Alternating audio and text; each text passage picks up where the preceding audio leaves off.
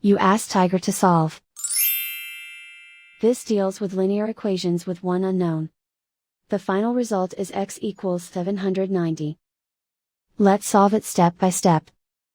Swap sides. Group all constants on the right side of the equation. Subtract 9,300 from both sides. Simplify the arithmetic.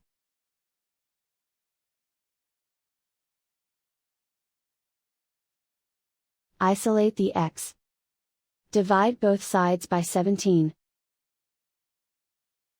Simplify the fraction.